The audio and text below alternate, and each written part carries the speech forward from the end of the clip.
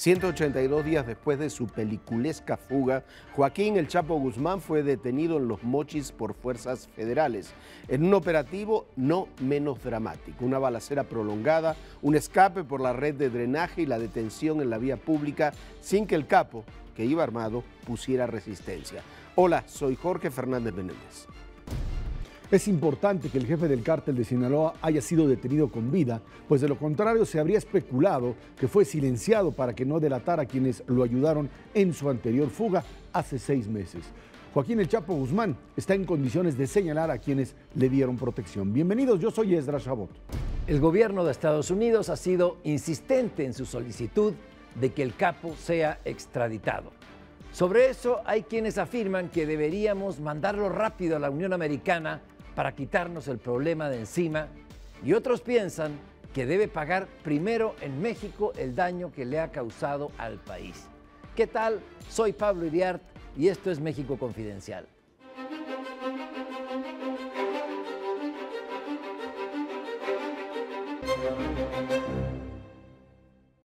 Sobre la fuga del Chapo Guzmán hace 6 meses, se tejieron múltiples especulaciones, Jorge, Ezra. Una de ellas es que las altas autoridades del país estaban involucradas, habían facilitado por alguna razón la fuga del Chapo. La detención hecha por debajo, todas estas teorías conspirativas y de colusiones que no eran verdad. Se trata de un gran éxito donde los verdaderos héroes estaban en la calle, estaban frente a la residencia del Chapo Guzmán y estaban frente al capo cuando lo detuvieron personalmente. Sí, por supuesto, la fuga fue una humillación, ¿no? Sí. Y había que lavar la frente, literalmente. Y yo creo que en ese sentido, las áreas de seguridad, el gabinete de seguridad en general, el cuerpo de élite que se formó específicamente para la detención del Chapo, cumplieron con creces su labor. Hay detenciones y detenciones en este tipo de cosas. Una cosa que te topes con un criminal y por alguna casualidad que te caiga del cielo. Claro, puedas llegar a él. Aquí es un trabajo de inteligencia muy amplio, muy acertado. Hay quien decía que con este tema de que como si lo estaban buscando, Champagne lo pudo entrevistar, falló la inteligencia. Hombre, eso es una tontería. El trabajo de inteligencia funcionó tan bien que esa entrevista y muchos otros hechos más, porque no fue solamente la entrevista, fue precisamente lo que logró llegar en la forma que se logró al Chapo Guzmán. Creo que lo importante aquí es no simplificar la realidad, porque esto es muy común en ese tipo de cosas. Que si el Chapo lo dejaron ir, que si no. Lo cierto es que hay que recordar que cuando este hombre escapa, logra corromper a una buena parte del aparato de seguridad. Y es obvio que la parte más difícil de aceptar en este caso es que logró tomar el control de La Palma, de Almoloya, logró tomar el control de aparatos de seguridad que aquellos que toman las decisiones no tuvieron la posibilidad finalmente de meter la mano en ese caso. En este momento o a partir de ese momento se da después del golpe la reconstrucción de todo el aparato de seguridad, desde por supuesto lo que sucede en Almoloya, que esperamos, o en La Palma, que esperamos que por lo pronto funcione otra vez como en las viejas épocas, y el otro tema, el de la inteligencia que puede ser también compartida con los Estados Unidos en este acercamiento, y en donde la captura del Chapo es simple y sencillamente el poder resarcir, el poder superar más bien un error que se cometió grave, y hasta ahí no es que se resuelve el problema de narcotráfico, pero finalmente uno de los principales golpes con los que incluso la prensa norteamericana, New York Times, trataba de golpear al gobierno, pues ahora, como decía Pablo, fue un error, por supuesto que lo fue un golpe brutal. Fue una humillación total, claro. Y que ahora, a partir de esto, se dice, bueno, ok, ahí está el Estado mexicano recuperando el terreno perdido, ¿no? Sí, se había hecho el ridículo internacional con la fuga del Chapo Guzmán, pero la recaptura creo que limpia este error, porque fue una recaptura en 6 meses para un capo con este aparato de seguridad, con esta infraestructura para moverse por todos los túneles del país. Me parece que fue un éxito notable. Y aquí hay algo que me llama la atención, cómo parece estar invertida la escala de valores en un sector minoritario, pero importante, de la sociedad. El héroe resulta que es el capo, resulta que es el bandido, el criminal, cuando los verdaderos héroes en este asunto fueron los que desarrollaron lo que llevaron a cabo la labor de inteligencia, pero los que frente a frente en esa casa de seguridad, unos contra otros, a balazo limpio, logran matar a 6 de los guardaespaldas del Chapo Guzmán y someter a los demás. Y luego esos policías federales que tuvieron enfrente al capo y a su lugarteniente se dieron cuenta que era el Chapo Guzmán y lo meten en un hotel de paso mientras llegaban los refuerzos de la Marina. Resistieron la posibilidad de que los mataran, resistieron la posible llegada de refuerzos del Chapo y resistieron todas las ofertas que le hizo el Chapo Guzmán.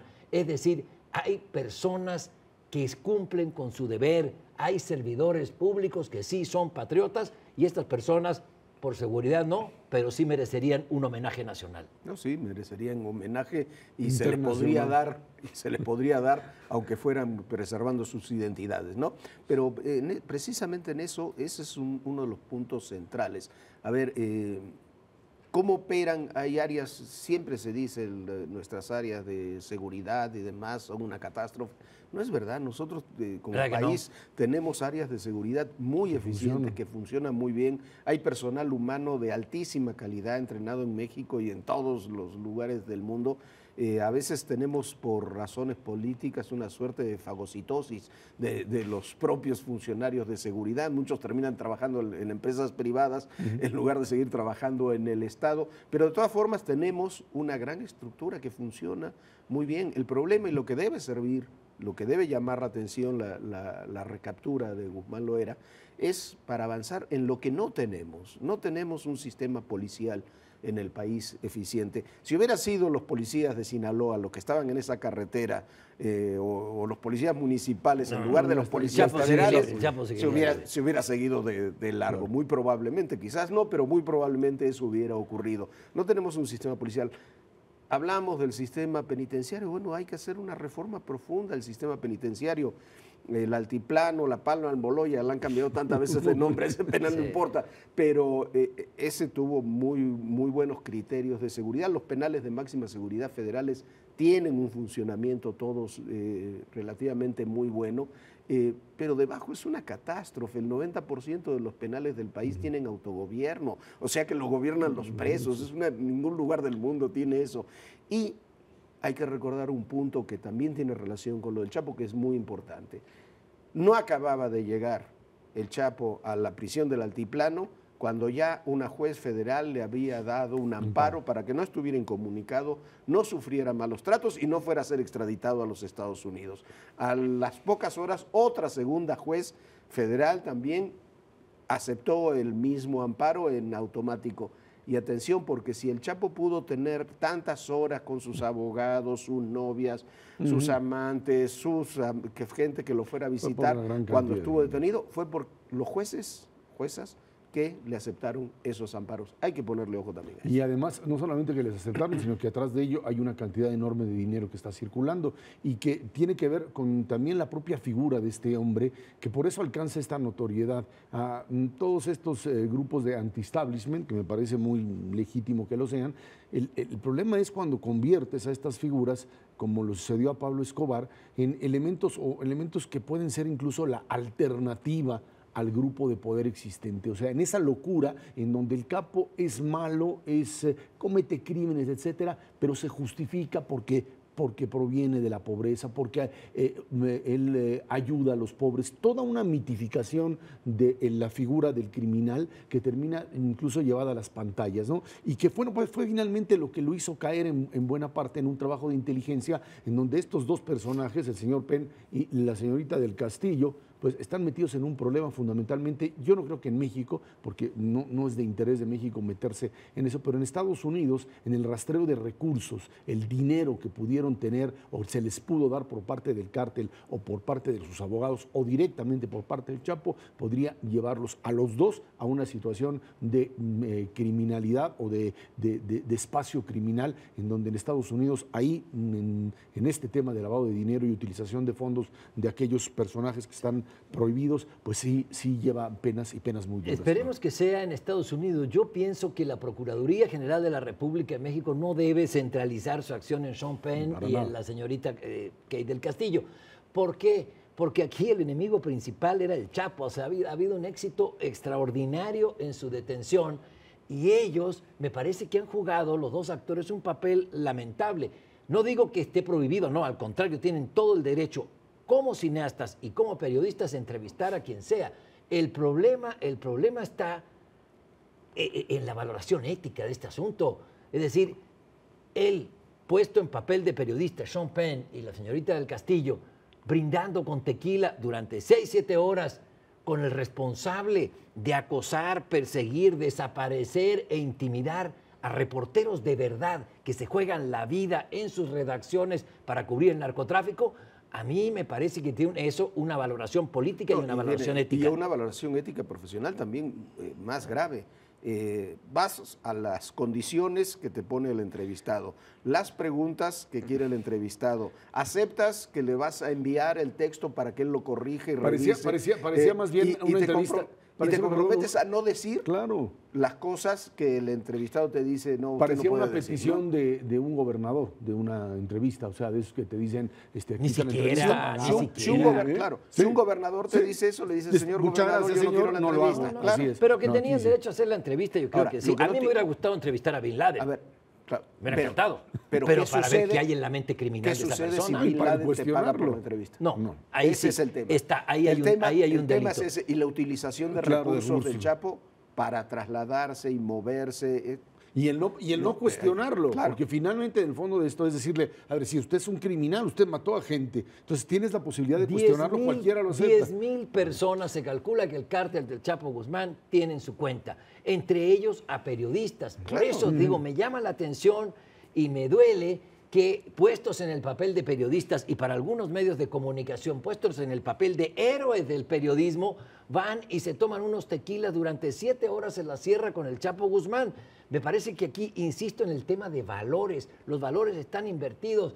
Los verdaderos héroes son estos marinos, estos miembros de la Policía Federal, este sistema de inteligencia que logró capturar al capo, y no el Chapo Guzmán, con su cauda de bandidos y de lugartenientes que han matado, han hecho de todo. Ahora, rápidamente, el tema de la extradición, que creo que es fundamental. Para México, en estas condiciones, el tema de extraditarlo no es simplemente el deshacerse de él o el tratar de deshacerse porque no lo puedo controlar. Es lo que ha hecho con otros también criminales, en donde la estrategia de quitarlo de lo que sabemos es una fuente importante de información dentro de cualquier cárcel podría terminar con la salida del Chapo y su presencia en una cárcel de alta seguridad en los Estados Unidos. Pero la extradición también tiene que cumplir. El Estado mexicano también tiene que demostrar, creo que lo dijimos aquí cuando se detuvo al Chapo y bueno, se fugó, pero hay que insistir en el momento de la recaptura, tiene que demostrar que puede tener